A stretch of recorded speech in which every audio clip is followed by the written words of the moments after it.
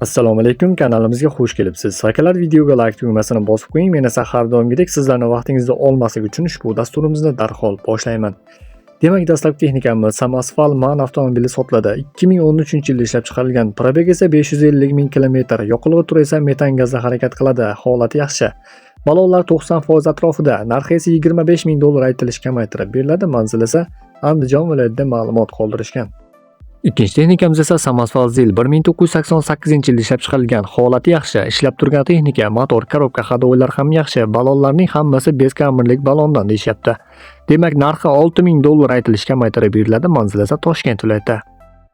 Navbat esa yana bir Samasval Zil 130 markadagi texnikamiz sotiladi. 1995-yilda ishlab chiqarilgan. Holati yaxshi, mashina naqadu holatda ishga tayyor, olib darhol ishga chiqishingiz mumkin deyishmoqda. Narxi $7,000 aytilishi yana kamaytirib beriladi. Manzil esa Toshkent viloyatida ma'lumot qoldirishgan. Demak, navbatda yana bir Samasval Zil sotiladi. 1989-yilda ishlab chiqarilgan. Holati yaxshi, ishlab turgan texnika, mashinaning xarajati yo'q, motor ham yaqinda remontdan chiqqan, mashinaning hech qanday xarajat qolmagan deb ma'lumot qoldirishmoqda. Demak, narxi 90 million so'm aytilish narxi kamaytirib beriladi. Manzil esa Toshkent viloyati. Demak, akalar, navbatda yana bir Samasval Zil sotiladi. 1988-yilda ishlab chiqarilgan. Holati yaxshi, mashinaning kamchiligi yo'q, motor, korobka hadovoylari ham zo'r, rama kuzovlarda ham hech qanday muammolar yo'q. 1988-yilda ishlab chiqarilgan. Narxi 120 million so'm aytilish kamaytirib beriladi. Manzil esa Toshkent viloyati. Albatta, navbatini kutib turgan texnikamiz ham Samasval Zil 1990-yilda ishlab chiqarilgan. Holati yaxshi, mashina naqadu holatda, mashinaning xarajati yo'q, motor, korobkalar ham yaxshi. Zadniy moslarda shum yo'q deb ma'lumot qoldirishgan. Narxi $7,500 aytilish narxi kamaytirib beriladi. Manzil esa Toshkent viloyati. Bizda esa navbatda Samasval MAN sotiladi. 2017-yilda ishlab chiqarilgan mashina naqadu holatda, xarajati yo'q, olib darhol ishga chiqishingiz mumkin. Probegi esa 200 ming kilometr deyishyapti. Manzil Buxoro viloyati. Narxi $34,000 aytilish kamaytirib beriladi.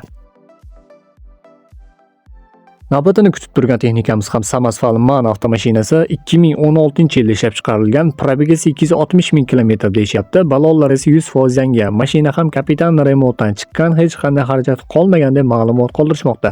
Narxi $65,000 aytilish kamaytirib beriladi. Manzil esa Andijon viloyati. Keyingi texnikamiz ham Samasval MAN avtomashinasi. Ishlab chiqarilgan yilini yozib yuborishmoqda. Mashinani ishga tayyor holatda, hujjatlari ham bor.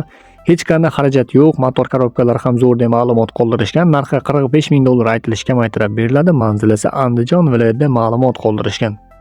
MAN ishqibozlar uchun navbatda yana bir Samasval MAN avtomashinasi 2019-yilda ishlab chiqarilgan. Probegi esa 80 ming kilometr deyishyapti. Holati yaxshi, hamma joyi radnoy holati deyishmoqda. Mashinaning kamchiligi yo'q. Manzil Navoiy viloyati. Narxi esa $40,000 aytilish kamaytirib beriladi deb ma'lumot qoldirishgan.